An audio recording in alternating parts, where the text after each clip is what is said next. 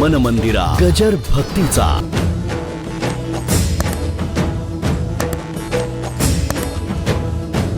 पती पत्नीचं ऐक्य पूर्णत्वाला आल्याशिवाय एखादी नवी निर्मिती होत नाही, एखाद्या बाळाचा जन्म होत नाही.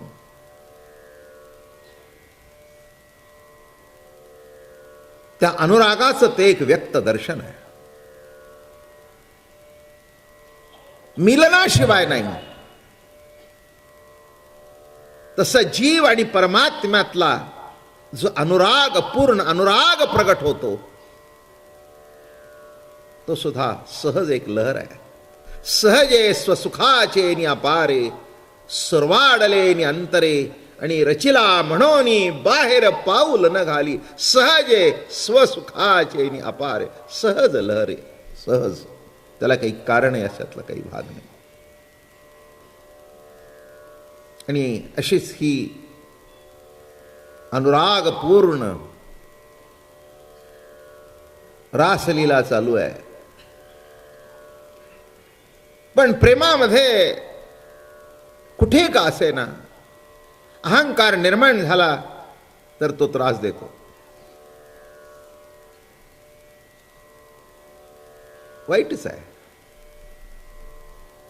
मी एक सांगतो, आमचे आप्पा महाराज म्हणायचे, फार सुंदर बोलायचे. ते म्हणायचे, बिबव्याला जाळायला दुसरं काही लागत नाही, बिबवा आपल्या तेलाने जळत असतो. तसं अहंकारी माणसाला जाळण्याकरता कोणीच लागत नाही, तो आपल्या अहंकारानेच जळत असतो.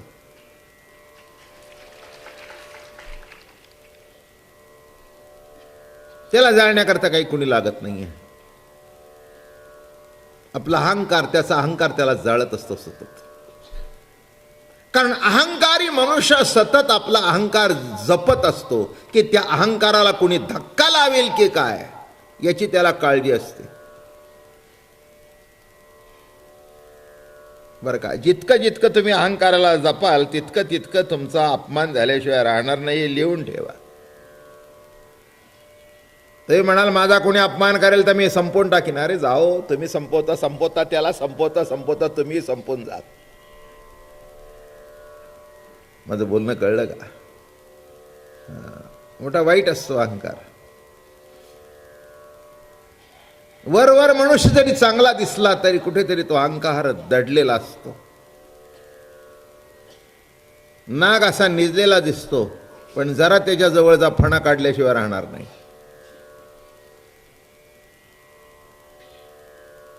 साधे अहंकार बरे, साधे साप बरे, पण फणा काढणारा वाईट. त्याचा चावा बसला तर विष खलास करून टाकेल समोरच्याला. थोडं समजून घ्या. घेतलं तर बरं पडेल, नाही तर आपलं चालूच आहे. ये रे माझ्या मागल्या, मी प्रवचन सांगतोय आणि तुम्ही ऐकतोय. तुम्ही आहात तिथे आहात, माझं आपलं चालूच आहे. तो का म्हणे, मेलो सांगता सांगता. काय नाही, म्हणजे हे मी तयार केलेलं प्रमाण नाही, गात्यातच आहे. काय म्हणतात तुकाराम महाराज? तुका म्हणे मेलो सांगता सांगता. ते म्हणाले, अरे बाबा तुम्हाला ना सांगता सांगता मेलो मी, पण तुमच्यात काही फरक पडला नाही. पुढचा म्हणाला, एवढं तुम्हाला सांगायला तरी कोणी सांगितलं होतं. बरोबर, हेही बरोबर. कळलं का? काहीही चुकलेलं नाही. पण लक्षात ठेवा, शेवटी काय, दुसऱ्याचं नुकसान होईल हा भाग निराळा, पण जिथे आपलंच नुकसान होतंय त्याचा प्रथम विचार करावा. आणि दुसरं काही पैशाचे नुकसान अमकं तमका हा पुढचा भाग आहे, त्याची प्रक्रिया आहे ती. मूळ द्वेष, मूळ अहंकार. आणि इथे सुद्धा तेच लिहिलंय बरं का. अहंकार कोणत्याही क्षेत्रात चालत नाही, भक्तीमध्ये सुद्धा नाही. किंबहुना उलट असं मी म्हणेन की ज्ञानाच्या ठिकाणी अहंकार शोभून दिसतो, पण भक्तीच्या ठिकाणी शोभून दिसत नाही.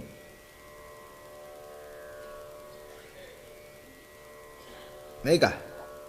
वारकऱ्यात बसून बिडी फुकायला लागलेलं बरं दिसत नाही, नाही का? नाही का? हां, आता काय दारू पिण्या इतकं काही बिडी फुकणं वाईट नाही आहे. पुष्कळचे लोक तंबाखू सुद्धा खातात, पण ते आपण कुठे बसलोय याचाही विचार करून फुकावं, नाही का?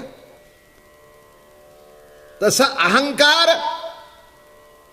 हा कुठेही असला तरी तो वाईटच आहे. आणि म्हणून गोपिकांच्या मनामध्ये अहंकार निर्माण झाला.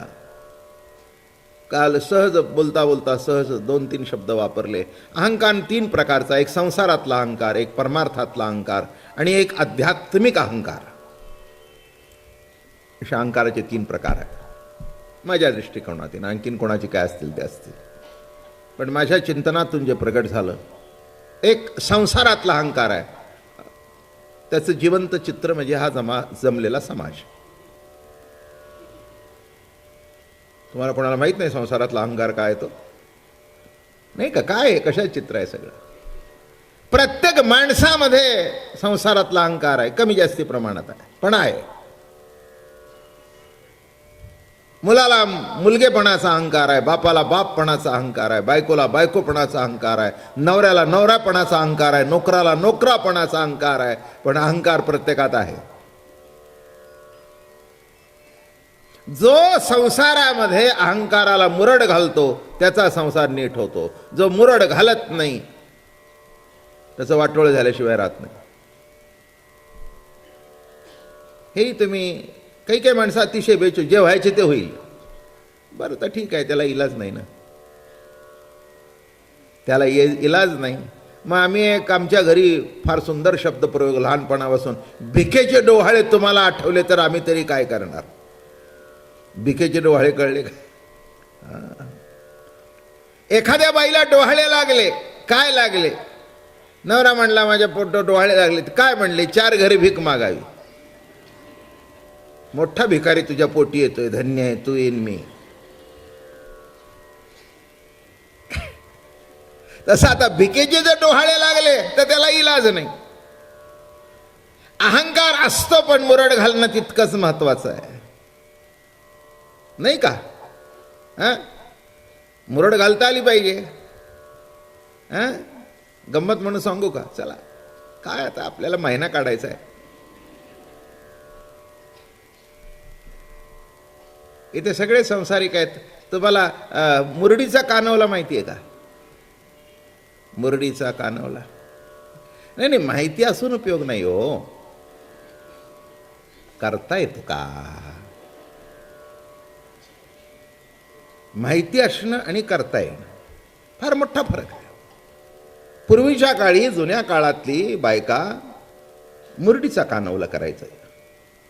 आणि एक कानवला कसा आहे की असं एक गोल करायचं, त्याच्यामध्ये सारण भरायचं, दूध लावायचं, असं असं असं असं असं असं असं वर करतो जा दिसेल तुम्हाला, म्हणजे अर्ध त्याच्यावर टाकायचं, असं दाबायचं बरं का. आणि मग ते वेड वाकडं दिसतं. मग तो एक चमचा आला बाजारात, असं भुर्रकन फिरवलं की त्याला असे काटे काटे काटे काटे काटे येतात. नीट आहे का? फार वरम आहे याच्यात, ते काटे काटे येतात. आणि काय असतं ते जर नीट चिकटलं नाही ना, जिथे दूध लावलंय आणि दाबलंय त्याच्या पुढचं जर कापलं गेलं तर त्या तुपात टाकल्याबरोबर बरोबर तोंड उघलतं. मग ती बाई म्हणजे असं कसं झालं, कसं झालं काय? आणि शेवटी ते कापून कापून कापून सारण संपतं आणि तो गोळा शिल्लक राहतो. कळलं का तुम्हाला? कशाचा? ते कापून काढलेले काठ.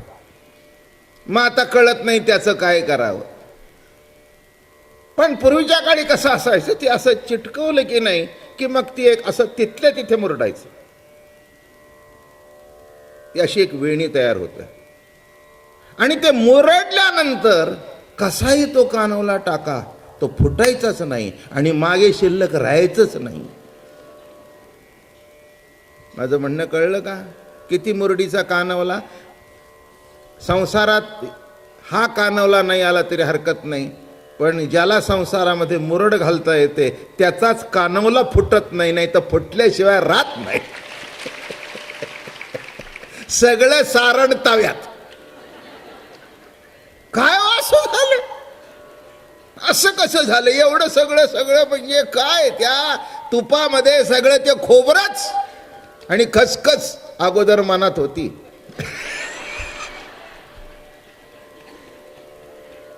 काय झालं? अगोदर मनात होती. संसारामध्ये खसखस असतेच बरं का, एकमेकाच्या. आता मला सांगा, पण ज्याला मुरड घालता येते ती दिसते सुद्धा इतकी सुंदर, अशी वेणी दिसते, तुटत नाही, फुटत नाही, उकलत नाही. म्हणून ज्या माणसाला जीवनामध्ये जगण्याच्या कर्मामध्ये मुरड घालता येते त्याची वाटचाल शेवटपर्यंत चांगली होती.